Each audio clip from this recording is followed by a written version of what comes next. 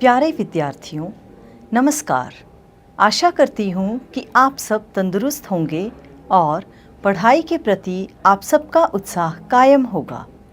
आज हम 7वीं कक्षा के विज्ञान का 18वां अध्याय अपशिष्ट जल की कहानी पढ़ेंगे।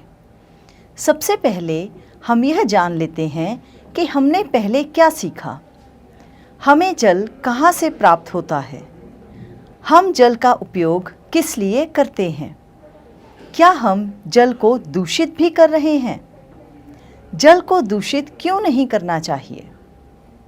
आज हम क्या सीखेंगे? जल की उपलब्धता, वाहित मल क्या है, जल शोधन एक घटनापूर्ण यात्रा, अपशिष्ट जल उपचार यंत्र, स्वच्छता और रोग। अपशिष्ट जल की कहानी। बच्चों, क्या आप जानते हो उपयोग के लिए उपयुक्त स्वच्छ जल सभी को उपलब्ध नहीं है।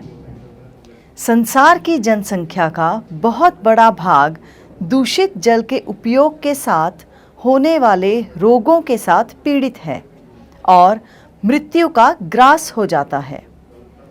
अलवण अर्थात ताज़े जल की आपूर्ति में बढ़ती कमी का कारण जनसंख्या वृद्धि, प्रदूषण, औद्योगिक विकास तथा कुप्रबंधन है। इस स्थिति की गंभीरता को समझते हुए विश्व जल दिवस 22 मार्च 2005 को संयुक्त राष्ट्र की जनरल असेंबली ने 2005 से 2015 की अवधि को जीवन के लिए जल पर कार्य के लिए अंतर्राष्ट्रीय दशक के रूप में घोषित किया है। इस दशक में किए जाने वाले सभी प्रयासों का उद्देश्य सुरक्षित पेयजल उपलब्ध कराना था। वाहित मल क्या है? वाहित मल द्रव रूपी अपशिष्ट होता है। घरों, उद्योगों, अस्पतालों, कार्यालयों और अन्य उपयोगों के बाद प्रवाहित किए जाने वाला अपशिष्ट जल वाहित मल कहलाता है। वाहित मल में घुले हुए और निलंबित अशुद्धियां अर्थात अपद्रव्य होते हैं। इन अशुद्धियों को प्रदूषक कहा जाता है। वाहित मल में प्रदूषकों की किस्में। कार्बनिक अशुद्धियां जैसे मानव मल, जैविक अपशिष्ट पदार्थ, तेल, यूरिया, पीड़कनाशी, शाकनाशी, फल और सब्जी का कचरा आदि। अकार्बनिक अशुद्धियां जैसे नाइट्रेट, फॉस्फेट, धातुएं, फास्फोरस और नाइट्रोजन युक्त पदार्थ। जीवाणु, हैजा और टाइफॉइड आदि रोग उत्पन्न करने वाले क्रमशः विब्रियो कॉलेरा एवं सैल्मोनेला पैराटाइफाई। अन्य सूक्ष्म जीव, पेचिश आदि रोग उत्पन्न करने वाले प्रोटोजोआ। जल शोधन। बच्चों, जल शोधन क्रिया में एक परिवहन तंत्र आवश्यक भूमिका निभाती है। इस तंत्र को मल विसर्जन अथवा सीवरेज कहा जाता है, जो भूमि के अंदर छोटे और बड़े पाइपों का एक जाल है जिसे सीवर कहते हैं। मल विसर्जन वाहित मल को उसके उद्गम स्थल से उसके निपटान के स्थान अर्थात उपचार संयंत्र तक ले जाता है। यह वाहित मल अधिक सीवरों के द्वारा एक स्थान पर एकत्रित होता है, जिसे मैनहोल कहा जाता है। मैनहोल में से पूर्ण अपशिष्ट जल या वाहित मल उपचार संयंत्र में भेज दिया जाता है, जिसके बारे में हम आगे पढ़ेंगे। अपशिष्ट जल उपचार संयंत्र। अपशिष्ट जल उपचार संयंत्र के बारे में समझने के लिए हम एक क्रियाकलाप करेंगे। इस क्रियाकलाप को करने के लिए अपने सहपाठियों को समूहों में विभाजित कर लें। प्रत्येक चरण में प्रेक्षणों का रिकॉर्ड कीजिए। सबसे पहले कांच के किसी बड़े जार को 3/4 भाग तक पानी से भर लीजिए। इसमें कुछ घास के तिनके अथवा संतरे के छिलके जैसे कार्बनिक अपशिष्ट थोड़ी मात्रा में अपमार्जक और स्याही अथवा किसी रंग की कुछ बूंदें मिला दें। जार में ढक्कन लगाकर उसे अच्छी तरह हिलाएं और मिश्रण को 2 दिन तक धूप में रखा रहने दें। 2 दिन बाद मिश्रण को फिर से हिलाएं और इसकी अल्प मात्रा नमूने के तौर पर किसी परख नली में डालें। इस परख नली में उपचार से पहले नमूना 1 की चिट लगाकर इसे नामांकित करें। मिश्रण की गंध कैसी है? कांच के जार में शेष बचे मिश्रण में जल जीवशाला एक्वेरियम के वातित्र से कई घंटों तक वायु के बुलबुले गुजारें। वातित्र को रात भर जुड़ा रहने दीजिए ताकि मिश्रण का कुछ घंटों तक वातन हो सके। यदि आपके पास वातित्र नहीं है तो यांत्रिक विलोड़क अथवा मिक्सर का उपयोग कीजिए। आपको इसे अनेक बार विलोड़ित करना पड़ सकता है। अगले दिन जब वातन प्रक्रम कुछ घंटों तक हो जाए तो किसी अन्य परख नली में दूसरा नमूना डाल दीजिए। इसे वातन के बाद नमूना 2 के रूप में नामांकित कीजिए।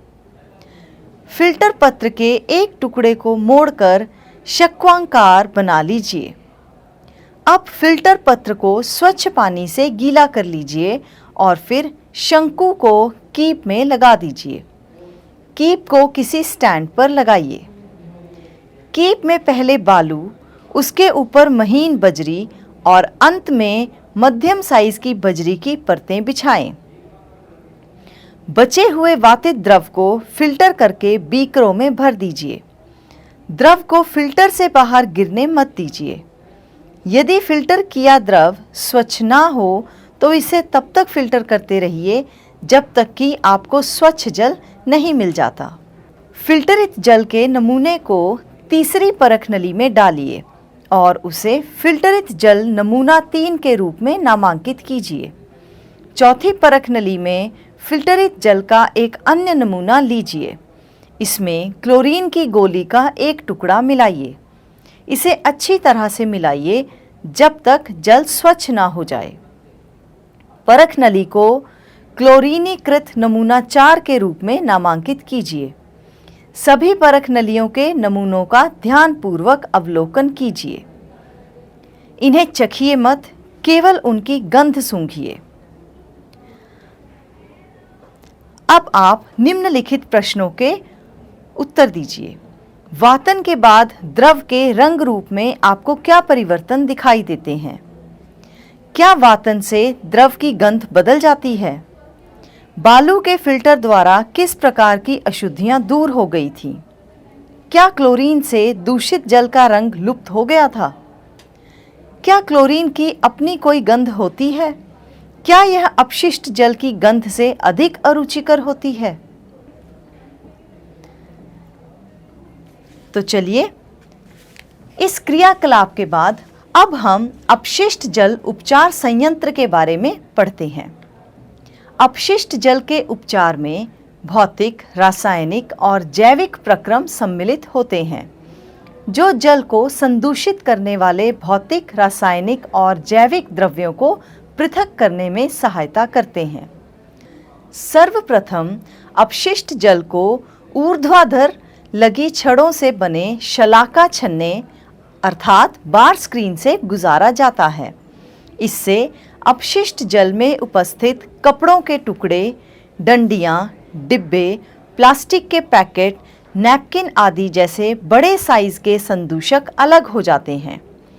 अब वाहित अपशिष्ट जल को ग्रिट और बालू अलग करने की टंकी में ले जाया जाता है।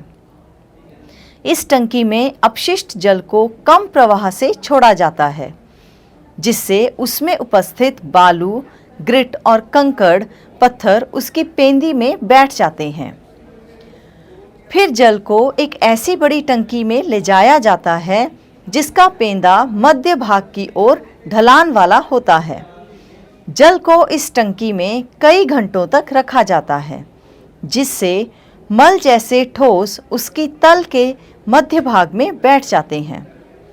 इन अशुद्धियों को खुरचकर बाहर निकाल दिया जाता है। यह आपंक अर्थात स्लज होता है।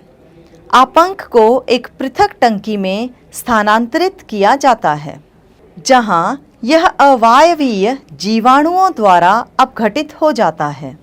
इस प्रक्रम में उत्पन्न होने वाली बायोगैस का उपयोग ईंधन के रूप में अथवा विद्युत उत्पादन के लिए किया जा सकता है। अपशिष्ट जल में तैरने वाले तेल और ग्रीस जैसी अशुद्धियों को हटाने के लिए अपमथित्र स्किमर का उपयोग किया जाता है। इस प्रकार साफ किया गया जल निर्मलीकृत जल कहलाता है। निर्मलीकृत जल में पंप द्वारा वायु को गुजारा जाता है, जिससे उसमें वायवीय जीवाणुओं की वृद्धि होती है। ये जीवाणु निर्मलीकृत जल में अब भी बचे हुए मानव अपशिष्ट पदार्थों, खाद्य अपशिष्ट, साबुन और अन्य अवांछित पदार्थों का उपभोग कर लेते हैं। अब शीर्ष भाग से जल को निकाल दिया जाता है। सक्रियित आपंक लगभग 97% जल है। अपचारित जल में अल्प मात्रा में कार्बनिक पदार्थ और निलंबित तत्व होते हैं। इसे समुद्र, नदी अथवा भूमि में विसर्जित कर दिया जाता है। प्राकृतिक प्रक्रम इसे और अधिक स्वच्छ कर देते हैं।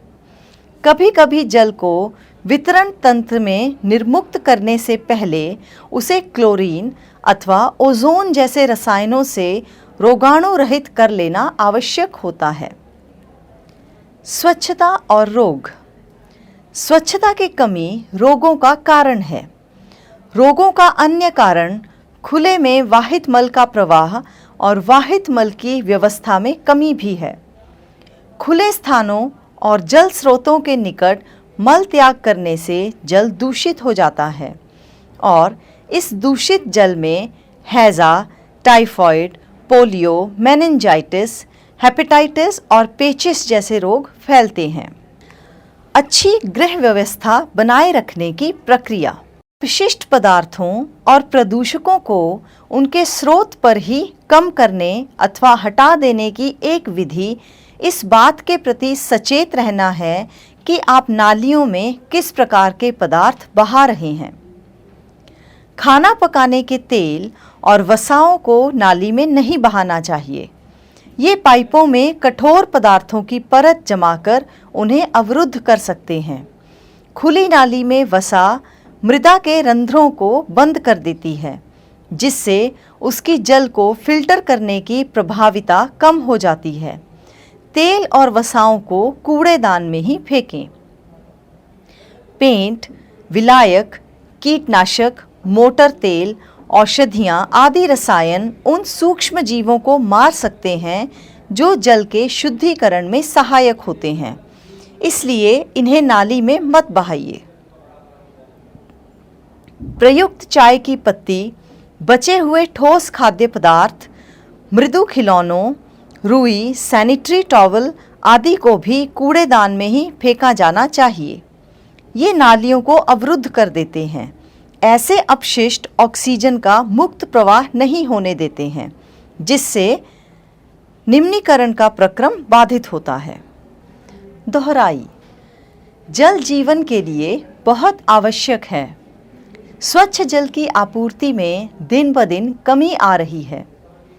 जनसंख्या में वृद्धि, प्रदूषण, औद्योगिक विकास आदि ताज़े जल की उपलब्धता पर बुरा प्रभाव डालते हैं। वाहित मल द्रव रूपी अपशिष्ट होती है। अपशिष्ट जल उपचार संयंत्र द्वारा साफ जल प्राप्त किया जाता है। स्वच्छता की कमी रोगों का कारण है। खुले स्थानों पर मल त्याग कई रोगों का कारण बनता है। जल को दूषित होने से बचाने के लिए घरों में अच्छी व्यवस्था होना आवश्यक है। बच्चों, अब मैं आपसे कुछ प्रश्न पूछूंगी और उम्मीद करती हूँ कि आपको इनके उत्तर आते ही होंगे। सबसे पहले रिक्त स्थान भरो। जल को साफ करना डैश को दूर करने की प्रक्रिया है। तो इसका उत्तर है प्रदूषकों। अगला रिक्त स्थान, कम सफाई से डैश फैलते हैं। तो इसका उत्तर है रोग।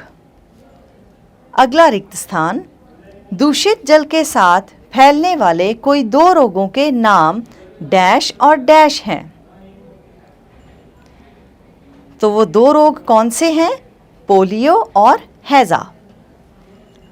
मेरा अगला प्रश्न, अपशिष्ट जल उपचार संयंत्र में बार स्क्रीन का क्या कार्य है?